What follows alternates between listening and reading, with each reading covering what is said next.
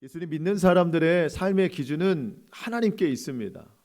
그래서 하나님 보시기에 좋은 삶을 우리가 살아가야 되는 거예요. 살아계신 하나님께서 지금 이 시간도 우리와 함께 하시고 우리를 지켜보고 계심을 우리가 믿는다면 우리의 예배도 달라지고 우리의 삶도 분명히 달라지게 될 줄 믿습니다. 삶의 목표도 달라져요.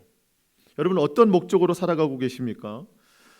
여러분 세상의 목적과 우리 그리스도인의 목적은 좀 다르거든요. 세상은 대부분 성공이 목적입니다.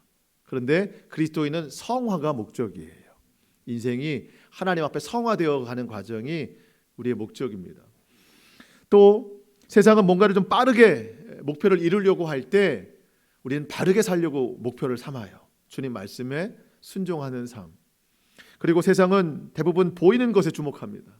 그렇지만 믿는 사람들은 보이지 않는 영적 세계를 볼 수 있어야 되는 거예요. 세상은 사단이 주는 시험에 탐욕과 죄악으로 치우칠 때가 많아요. 하지만 그리스도인들은 하나님께서 주시는 믿음의 시험, 그것을 믿음과 또 말씀과 기도로 잘 통과할 수 있어야 됩니다. 여러분 우리는 예수님을 믿지만 이 세상에서 살아가요. 이 세상이라는 테두리 안에서 살아갑니다. 그렇지만 이 세상과 똑같은 삶이 아니라 이 세상과 구별된 삶, 지금도 제가 말씀드린 몇 가지처럼 이렇게 구별된 삶을 살아가는 것을 성경은 거룩이라고 말합니다. 구별되어 살아가는 것. 그렇다면 예수님 믿는 내가 이 세상에서 구별되지 못하고 그냥 이 세상처럼 살아가는 것을 그냥 동화된 삶이라고 얘기해요. 변화가 없이 똑같이 그렇게 살아가는 삶. 몸과 마음, 생각 모두가 그냥 이 세상에 속한 삶을 동화된 삶이라고 말합니다. 하나님은 지금도 지켜보고 계세요. 저와 여러분이 거룩한 삶을 사는지 아니면 이 세상에 동화된 삶을 살고 있는지. 하나님은 거룩한 자를 축복하십니다. 이 세상과 구별된 삶을 살아가는 자에게 은혜와 평안과 축복을 더하여 주신다고 약속하셨어요. 그런데 많은 그리스도인들 중에서도 거룩이 아니라 이 세상에 동화되어 살아가는 게 더 즐겁다. 이 세상과 똑같이 살아가야 더 많은 것을 얻을 수 있다. 이렇게 말하는 사람들이 있어요. 근데 여러분 세상이 주는 즐거움이 있다면 세상은 그 즐거움을 금방 뺏어갑니다. 세상이 주는 풍요가 있어도 곧 세상은 그 풍요를 다 빼앗아갑니다. 오히려 구별된 사람에게 하나님은 세상에 줄 수 없는 참된 평안, 기쁨, 축복, 소망을 주시는 거예요. 오늘 우리는 말씀을 통해서 그러한 결과, 그러한 과정을 분명히 볼 수 있는데 우리 모두에게 이러한 깨달음과 결단이 있기를 축복합니다. 오늘 본문에 이제 사사가 첫 등장하는데요. 7절 이하에 보니까 온니엘이라는 사사가 등장합니다. 네, 여러분 우리가 그동안 사사기를 봐서 알지만 사사가 등장했다 그러면 이스라엘이 고통받기 때문에 하나님이 사사를 보내신 거잖아요. 왜 고통받아요? 죄를 지었기 때문에. 그러니까 오늘 사사가 등장했다고 하는 것은 이스라엘이 큰 죄를 지어서 고통 중에 하나님 부르짖으니까 하나님이 사사를 보내주셨구나. 그러면 무엇이 발단인가? 이 죄가 뭐냐는 거예요. 죄. 결론적으로 보니까 이스라엘이 가나안 땅에서 하나님께서 금하신 그 이방 민족들과 통혼하는 거예요. 이방 민족들과 결혼하는 거예요. 그러다 보니까 그들이 믿는 신을 또 섬기게 되는 큰 죄를 범하게 됐습니다. 하나님께서 그렇게 말씀하셨는데 주의 말씀을 가볍게 여긴 결과예요. 불순종한 결과입니다. 여러분 고통은 그냥 오는 게 아니더라고요. 불순종했을 때 찾아오는 게 고통이에요. 사사시대 대표적인 불순종에 우리가 계속해서 알아봤죠. 가나안 땅에 있는 그 족속들을 다 진멸해라 했는데 그 말씀을 듣지 않은 것이죠. 하나님은 분명하게 말씀하셨어요. 쫓아내지 않으면 그 이방 민족들이 너희에게 가시가 되고 올무가 될 것이다. 좋지 않은 결과가 일어날 것이다. 하나님은 오늘 본문에 6절의 결과가 있을 것을 미리 말씀하셨어요. 그런데 이스라엘 백성들은 그 결과 6절을 너무 즐거워하는 거예요. 하나님이 염려하신 것을 오히려 기뻐하고 있더라는 거죠. 여러분 6절 말씀 보실까요? 그들의 딸들을 아내로 삼으며 자기의 딸들을 그들의 아들들에게 주고 또 그들의 신들을 섬겼더라. 이렇게 하지 말라고 하나님이 쫓아내라고 했는데 결국 이스라엘은 이 일들을 더 즐거워하더라는 거죠. 통혼하는 것과 이방신을 섬긴 것을 즐거워했습니다. 뒷부분에 나오겠지만 이 일이 얼마나 고통으로 다가오는지 몰라요. 여러분 우리도 좀 살펴보니까 하나님 말씀 순종하라고 주신 말씀인데 내가 순종 안 해요. 불순종해요. 내가 불순종하는 일들 처음에는 즐거워요. 내가 불순종하고 보면 그 일 자체가 내게 만족이 될 수도 있습니다. 그런데 얼마 시간이 지나지 않으면 결국 하나님께서 그렇게 하지 말라 하신 이유가 결론으로 드러날 때가 있어요. 분명 나에게 고통이 올 것을 하나님 아시기 때문에 주님 말씀에 순종하라고 하신 거예요. 하지 말라, 어떤 것은 해라. 이 말씀에 순종했다면 결국 나에게 오지 않았을 고통인데 내가 그것을 반대로 다 불순종했기 때문에 찾아온 고통이죠. 여러분, 이 순종은 믿음의 핵심이고 성경의 전체적인 주제예요. 하나님께서 오늘 우리에게 그 순종을 지켜보고 계신데요. 여러분 4절 말씀을 좀 같이 읽어보겠습니다. 4절 말씀 시작. 남겨두신 이방 민족들로 이스라엘을 시험하사 여호와께서 모세를 통하여 그들의 조상들에게 이르신 명령들을 순종하는지 알고자 하셨더라. 이거예요. 지금 하나님이 보시는 것은. 여러분 요즘 내가 하나님 말씀에 불순종하고 있는 것은 무엇입니까? 성령님께서 내 마음에 요즘도 계속 말씀하셔서 그 순종을 바라고 계시는데 여전히 내 마음에 갈등만 하고 순종하지 못하고 남겨둔 일은 혹시 뭐가 있나요? 저와 여러분이 오늘 결단해서 그동안 미뤄왔던 이 순종들을 해낼 수 있는 그러한 축복이 임하기를 소망합니다. 여러분 순종은 막혔던 것을 뚫게 하는 저는 축복의 통로라고 믿습니다. 여러분 막혀 있는 건 내가 불순종했기 때문이에요. 그거를 뚫고 나가면 축복이 열리는 거예요. 어쩌면 하나님은 지금도 하늘 창고를 준비해 놓으시고 우리의 순종을 기다리고 계시는지 몰라요. 우리가 순종할 때 그 열쇠로 하늘을 열어셔서 우리에게 축복을 내려주신다고 저는 믿습니다. 그만큼 하나님은 순종을 요구하시는 거예요. 오늘 본문에서 하나님이 우리에게 강력하게 요구하시는 정말 중요한 순종이 하나 있거든요. 그게 뭔가 했더니 영적 전쟁에 대한 순종입니다. 하나님 이 부분을 너무나도 중요하게 말씀하세요.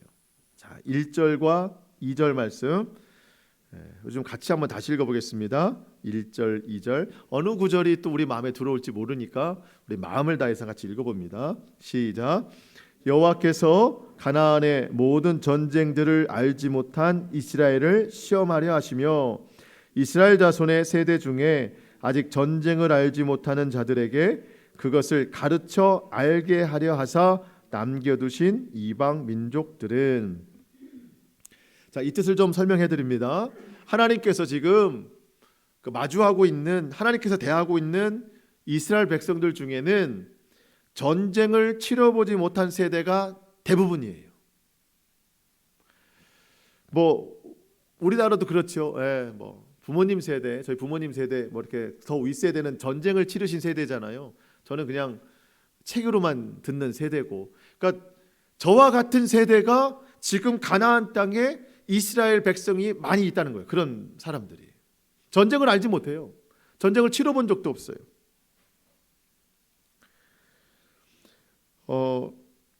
여호수아 세대가 다 죽었습니다. 그러니까 믿음으로 전쟁 치렀던 세대가 죽었습니다. 그리고 여호수아 바로 다음 세대는 어떤 세대죠? 우리가 사사기 처음 시간에 여호와께 여짜온데, 하나님 앞에 물어본 세대. 근데 그 세대도 전쟁을 치룬 세대예요. 하나님 누가 올라가리까? 유다가 올라가라. 올라가서 전쟁하잖아요. 그러니까 여호수아 다음 세대까지만 해도 전쟁을 알던 세대예요. 그런데 그 다음 세대, 그러니까 여호수아의 다음 세대는 전혀 전쟁을 알지 못하는 다른 세대가 된 거예요. 지금 그 세대에게 하나님이 말씀하시는 거예요. 너희가 쫓아내지 않은 그 가나안의 족속들 내가 쫓아내지 않겠다. 너희가 하지 않았으니 나도 하지 않겠다. 이유는 뭐예요? 너희에게 전쟁을 가르쳐 주려고.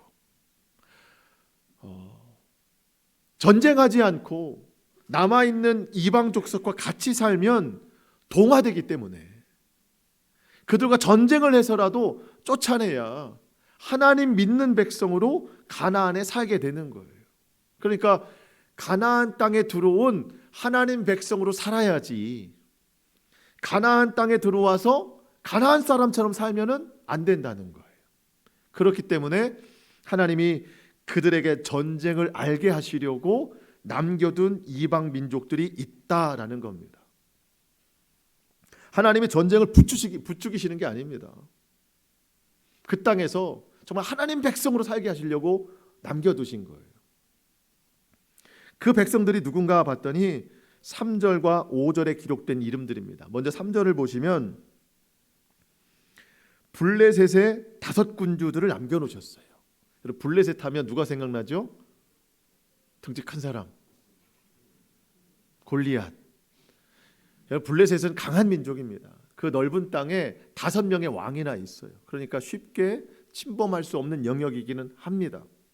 그리고 그 뒤에 모든 가나안 족속과 시돈 족속과 바알 헤르몬 산에서부터 하맛 입구까지 레바논 산에 거주하는 히위 족속이라. 우리가 잘 몰라요.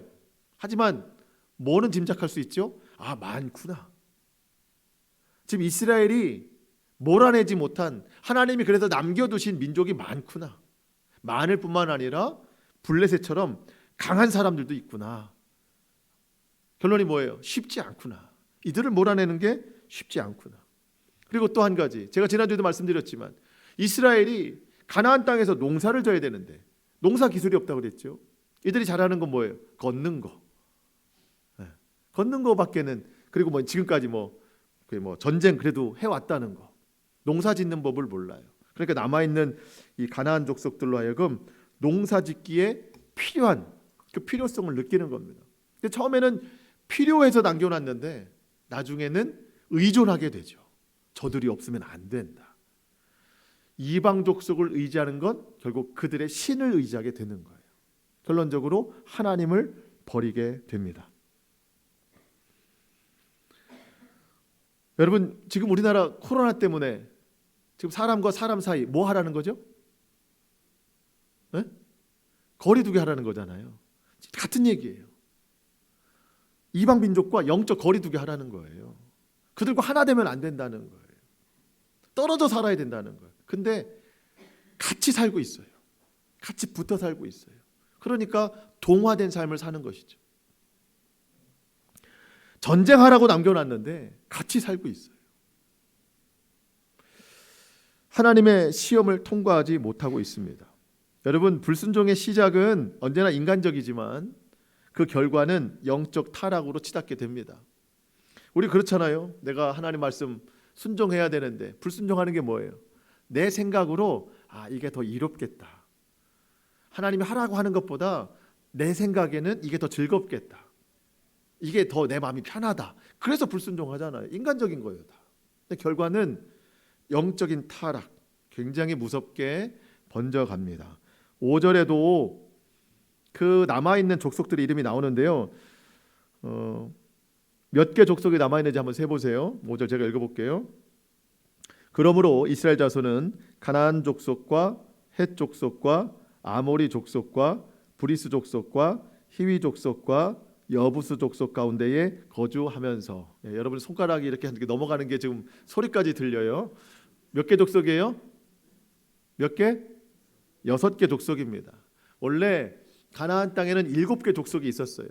근데 한 족속만 진멸하고 6개 족속이 남아있는데 부분적으로 남아있는 거죠. 자, 이스라엘이 가나안에 들어가서 7개 족속 중 6개 족속 가운데에 거주하더라. 지금 이렇게 된 거잖아요. 여러분, 이 가운데, 그들 가운데에 거주하더라는 6 더하기 1, 7이 됐다, 이 얘기가 아닙니다. 이렇게 간단한 얘기가 아니에요. 가운데에 거주하더라. 이 가운데라고 하는 것은요, 중심 사상을 뜻해요. 가운데 중자, 중심 사상. 그러니까 6 족속이 가지고 있는 중심 사상을 받아들이고 살더라라는 뜻이에요.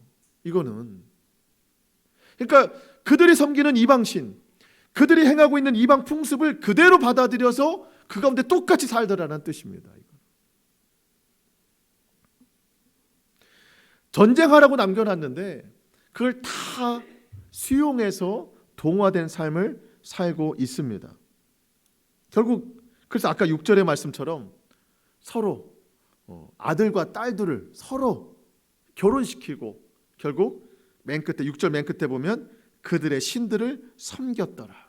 여러분, 사람의 인간적인 판단으로 불순종했는데 결과는 어때요? 하나님을 버리고 이방신을 섬기게 됩니다. 여러분이 이 단계까지 가면 안 되는 거예요. 우리가 순종하지 못하고 살면은요, 결국 여기까지 가는 거예요. 나도 모르는 사이에.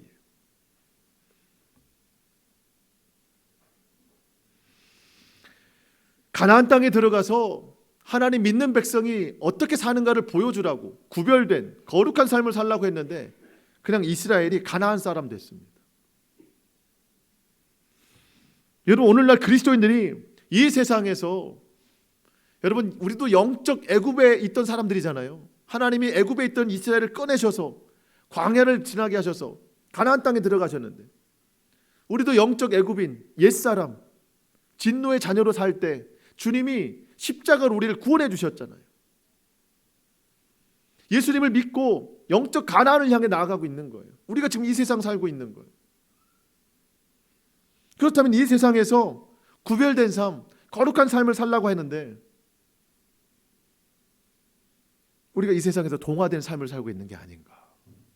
그리스도인이 아니라 이 세상과 똑같은 삶을 살고 있는 것은 아닌가. 하나님이 오늘 이 말씀을 통해서 우리에게 주시는 메시지가 뭔가요?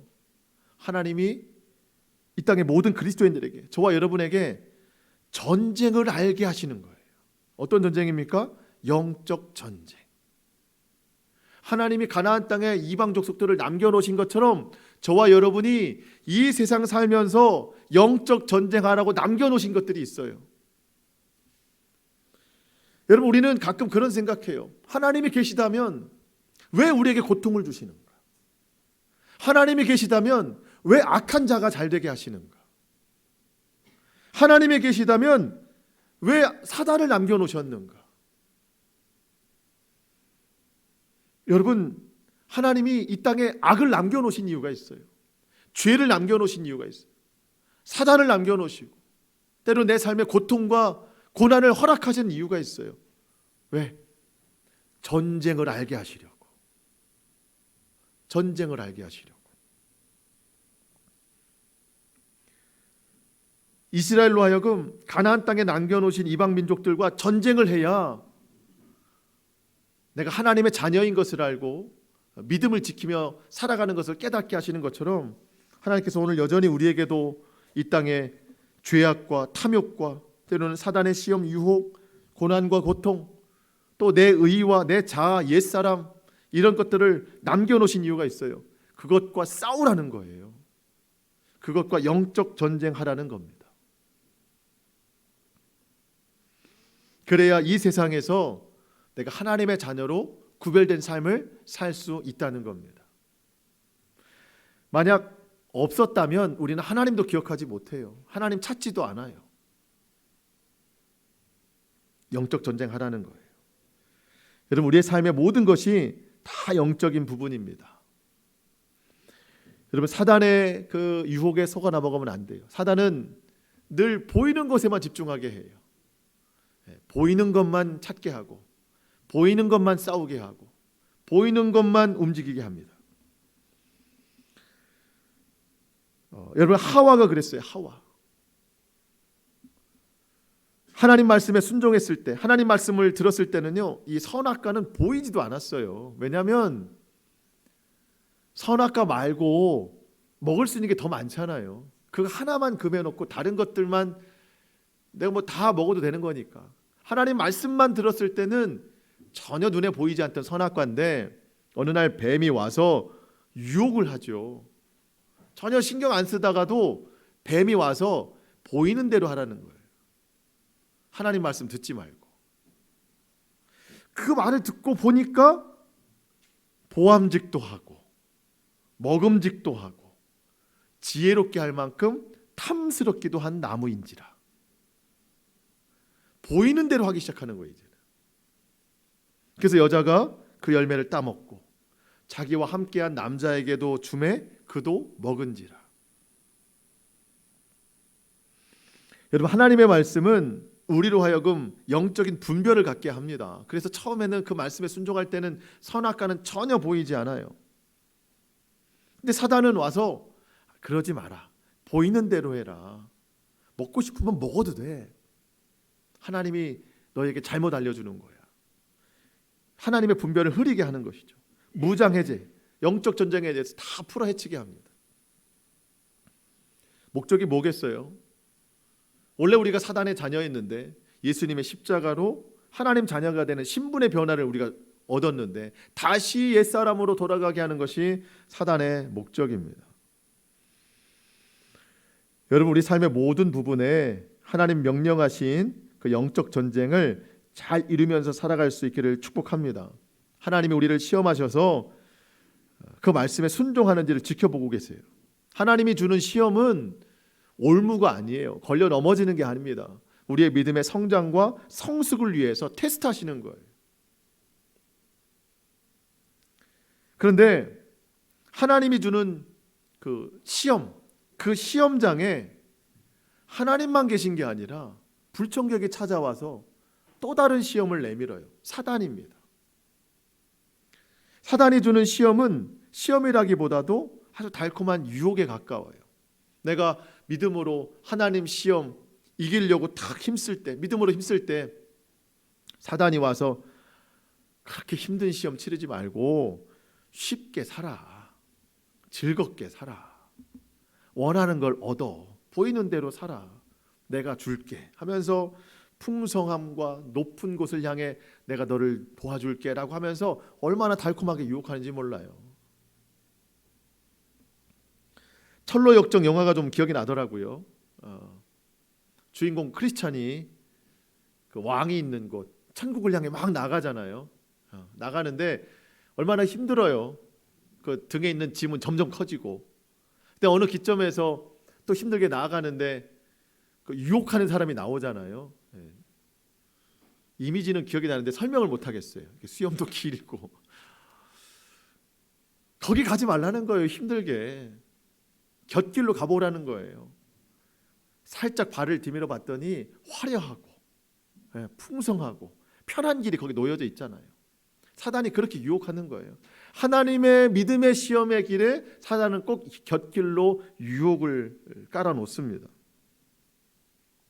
하나님이 우리에게 하지 말라 하신 것을 사단이 해도 된다 이렇게 말하고, 하나님은 사랑해라, 용서해라 이렇게 하는데 사단은 하지 마, 하지 말라고 그러는 거죠. 그런 것도. 그래서 하나님과 늘 반대로 가는 게 사단이 말하는 겁니다. 여러분, 사람은 영적인 존재이기 때문에 하나님 아니면 사단의 지배를 받고 살아갈 수밖에 없어요. 근데 우리가 잘못 알고 있는 게 뭐냐면 중립지대에 있다고 생각하는 거예요. 나는 하나님도 아니고 나는 사단도 아니야. 그냥 나는 내가 사는 거야. 여러분, 그것은 전혀 없습니다. 영적인 존재에게는요, 중립지대라는 없어요. 하나님 편이 아니면 사단에게 속해 있는 겁니다. 나에게 속해 있는 건 없어요. 요한계시록에 보면 이게 너무나도 분명하게 나타납니다. 예수님 다시 오시는 그날 두 그룹으로 나눠지거든요. 물론 천국과 지옥으로 나눠집니다. 이 천국 그룹, 구원받는 그룹, 누가 거기에 서 있느냐? 요한계시록에서 분명히 말씀하는 게 있어요. 요한계시록 14장 4절 하반절, 어린 양이 어디로 인도하든지 따라가는 자며 사람 가운데에서 속량함을 받아 처음 익은 열매로 하나님과 어린 양에게 속한 자들이니. 누가 천국 가나요? 어린 양이 어디로 인도하든지 따라가는 자. 어린 양이 누구예요? 예수 그리스도.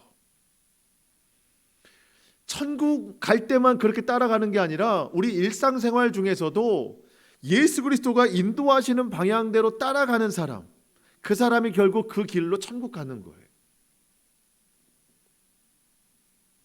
반대 그룹도 있어요. 요한계시록 13장에 보면은요, 두 짐승이 나옵니다. 두 짐승. 사탄이 땅과 바다에서 한 짐승들을 끌어올립니다. 그러면서 이 사탄이 그것을 세상에 보내요. 두 짐승이 온 세상을 이렇게 어지럽게 만듭니다. 누가 마지막 때 영원한 심판을 받는가? 두 짐승을 따라다닌 사람들은 심판을 받아요. 요한계시록 13장 16절, 그러니까 두 짐승이 모든 자, 곧 작은 자나 큰 자나 부자나 가난한 자나 자유인이나 종들이나, 여러분 두 짐승 따라가는 것은요, 그 누구도 상관이 없어요. 그 사단은 모든 사람을 다 지옥에 집어넣으려고 하는 거예요. 뭐 이 사람들에게 오른손에나 이마에 표를 받게 하고, 그러니까 짐승 따라간 사람들은요, 짐승의 표를 받아요. 어디에? 오른손이나 이마에. 여러분 원래는 이 오른손이나 이마에 뭘 붙이라고 그랬어요? 원래는 성경은 하나님의 말씀 붙이라고 그랬잖아요. 근데 하나님의 말씀, 어린 양의 인도함 받지 않은 사람들은요, 나중에 짐승의 표를 받는데 그 짐승의 숫자가 뭐예요? 666이라는 거예요.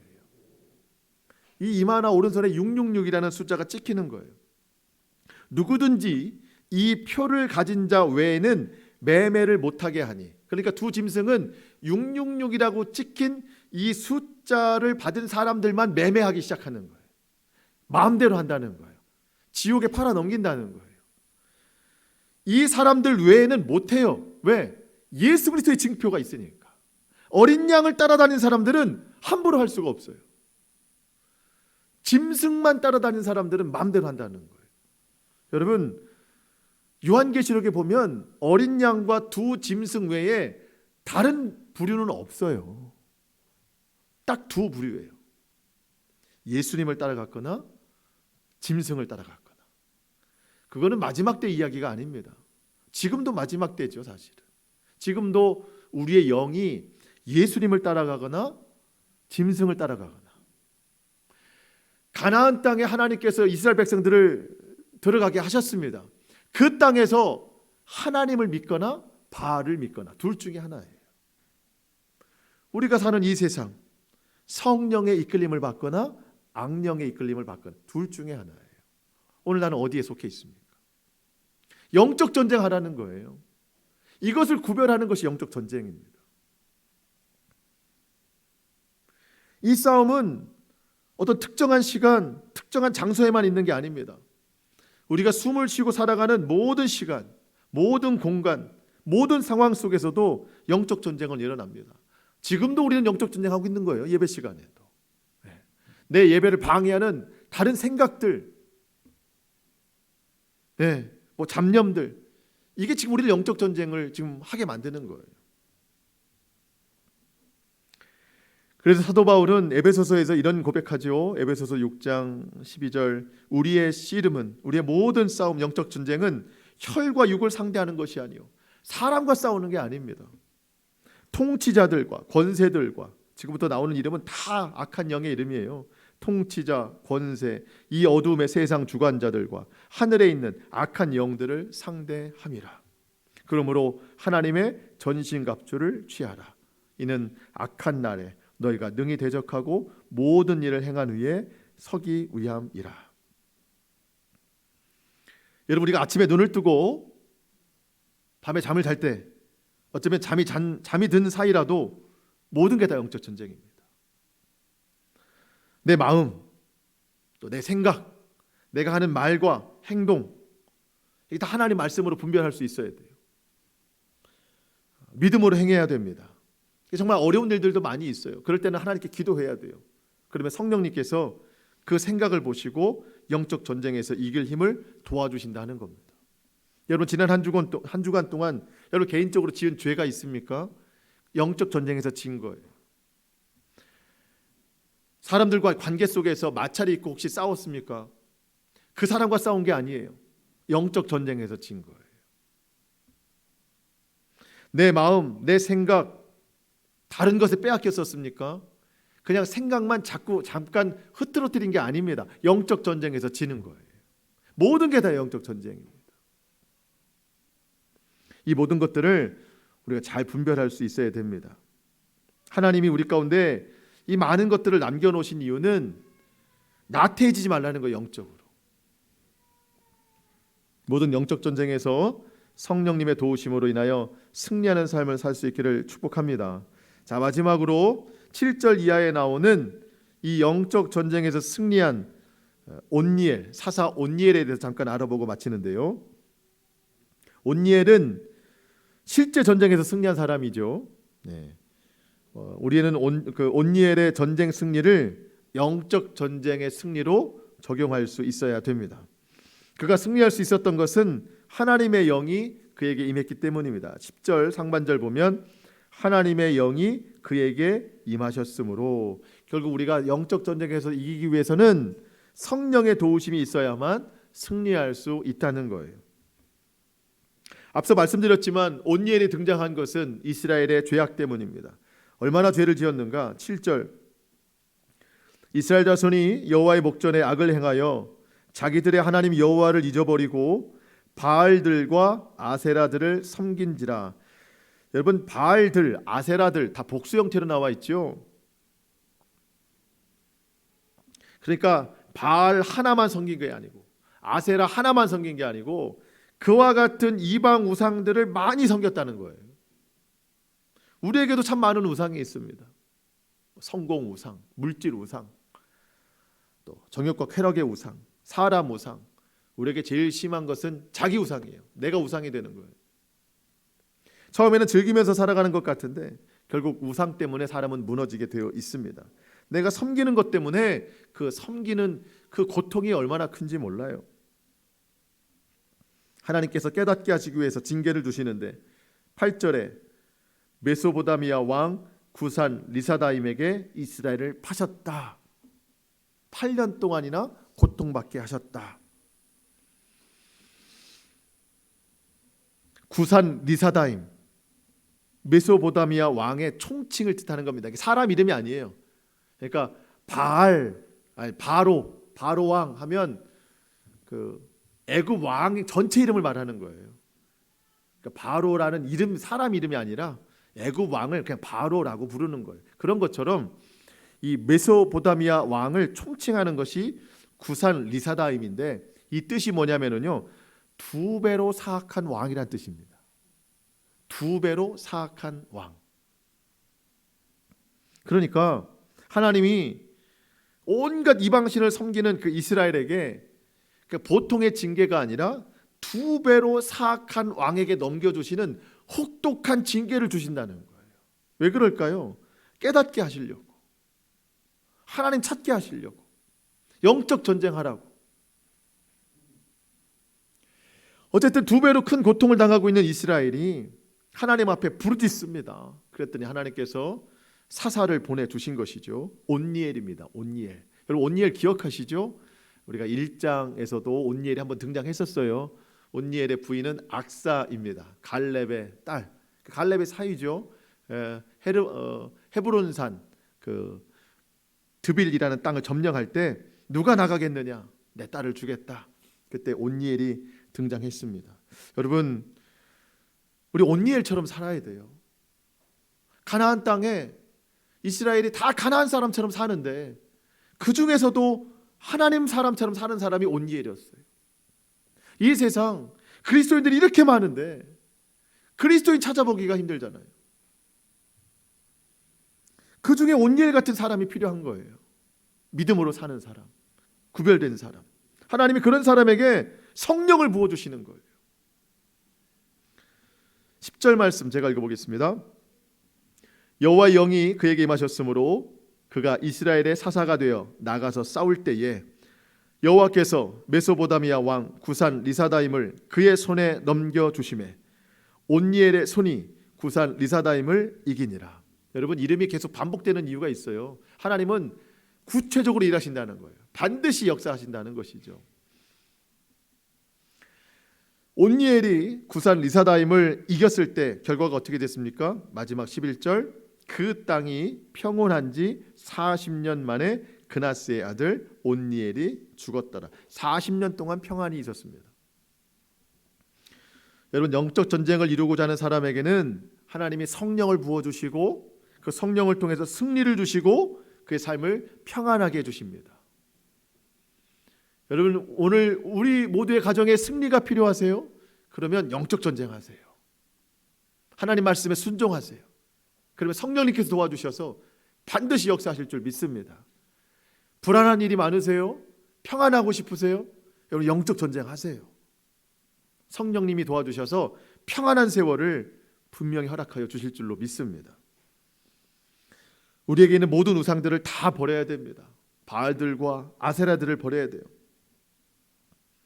오늘 내가 섬기고 있는 우상은 혹시 무엇이 있는가? 여전히 내가 버리지 못하고 있는 바알들, 아세라들, 이 복수 형태, 내 마음에도 여전히 많이 있는 우상들은 무엇인가?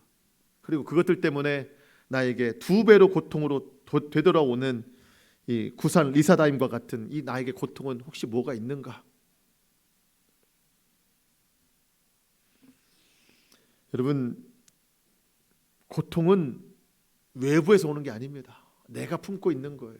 마지막 이 말씀 드리고 마칠 건데, 여러분, 이사야에서 보면은요, 독사의 알, 그거를 품지 말고 깨버리래요.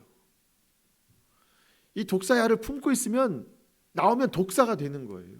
우리 마음에 독사의 알을 품고 있다는 거예요. 이거를 그냥 깨버려야지. 이걸 자꾸 품고 있으면 나중에 그 독사가 나를 집어삼키는 거예요. 우리 마음에 있는 우상, 불순종, 이 알들을 여기서 깨버려야 됩니다.